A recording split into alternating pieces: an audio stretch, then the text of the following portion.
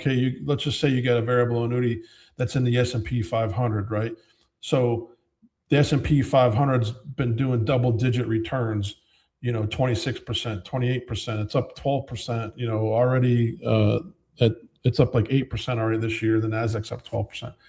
But so like the last 4 years, you're like, oh, I've done great. But compared to the S&P, you're trailing by 4 or 5%. You're still taking the same risk, but you're not seeing the expenses taken out. So you think you're doing good. You're making 9, 10%. Like, oh, this is awesome.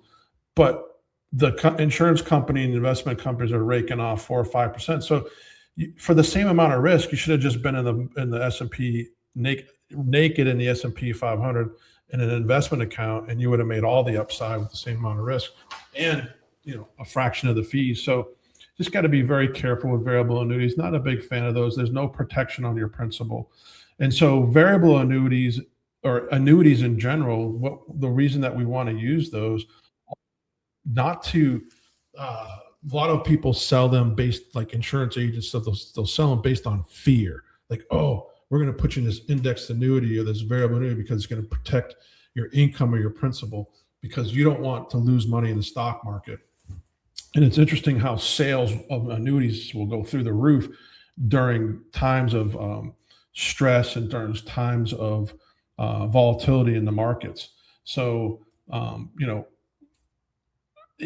what we really want to use an annuity for is to create income or cash flow. And so there's a formula involved. It's a scientific mathematical formula. I wrote a book about it. It's called What is Your Financial Speed? So everybody out there listening has a different allocation that they should have to an annuity. And so that annuities, we like index annuities versus variable, because an index annuity, believe it or not, can potentially produce the same rate of return with no fees. Because we look at variable annuities with no fees, because a lot of them out there have no fees. The principal is 100% protected, so you don't have to worry about big drawdowns in the portfolios, as the chart we have up right now is showing you intra-year drawdowns. So, and if people remember, our listeners, in 2007, 2008, at one point, the S&P 500 was down 50%, negative 49. It ended up the year down a negative 38.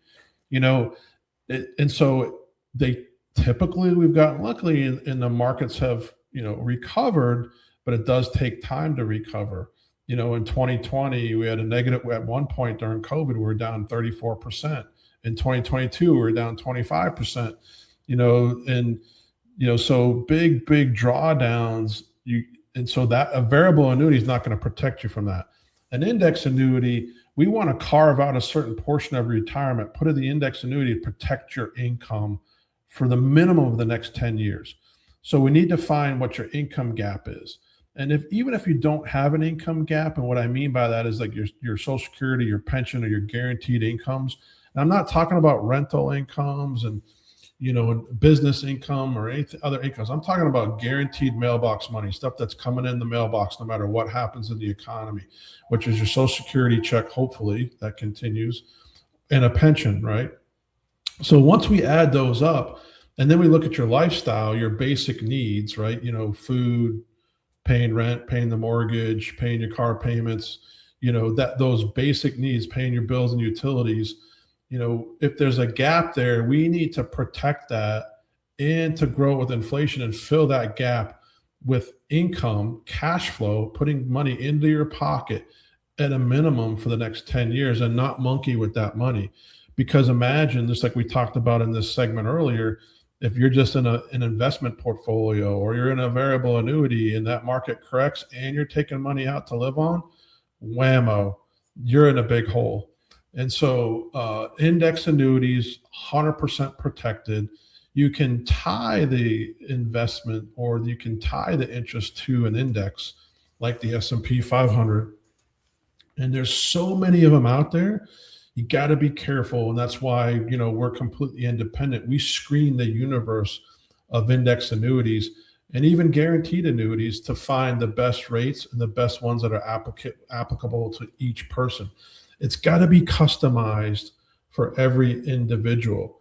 You cannot just blindly purchase one just, based on what you think is right, and be careful even when you're working with certain folks. Get second opinions. I even tell people, like, fact check me, like, come in, look at our plans, look at our ideas, but get a second opinion. Be careful, because there's so many annuities out there, and there's so many companies that sell annuities, and all those companies have like 4 or 5 different chassis or different types of annuities. So you really need somebody that's been doing this a long time, 30 years, to make sure we're applying the appropriate annuity and appropriate strategy, appropriate asset allocation to that index annuity to provide that income and that safety that you're going to need in retirement. So, it's another tool to smooth out that volatility, and to basically put that money in a lockbox. And so, and guarantee you some good steady cash flow, and to alleviate what we said, those sequence returns risks that we talked about earlier. Erick, what do you make of, and again, for our radio audience, this would be better to see this part at least on YouTube, but what do you make of the slide that's currently up? And just to give context to our radio and podcast listeners, the consumer confidence and the stock market, talking about the 12-month S&P 500 returns and the effect that all of this eventually has on your retirement portfolio. Yeah, well, I mean, what this chart shows, right, is a normal market cycle. I mean, like normal market cycles. This goes back all the way to 1970. And so you can see where, consumer sentiment, basically how are people feeling about the economy, about the markets. I mean, it can have a direct correlation. And so this is really showing, the deep dives and the cyclical changes in the market. And so you can see where there's huge shifts in that consumer sentiment out there that kind of basically, in a sense, affect returns over time. But these big swings, these volatility, this is what we have to smooth out. It's called risk. So like whenever you come in or you give us a call and you allow us to basically do an analysis for you, the very first thing we're going to look at is, what is the risk? What is the measure of risk in your retirement plan? And we're going to pull out this number, and it's called the standard deviation, or the wobble factor. And if your portfolio right now is like wobbling a lot day to day or week to week, especially with the volatility that we recently have had, then you've got too much risk in your portfolio, depending on where you're at in retirement or how close you are to retirement. So, being able to smooth out these big swings and get a slow, steady kind of rate of return is going to be much more impactful, because volatility over time is really going to be a silent killer.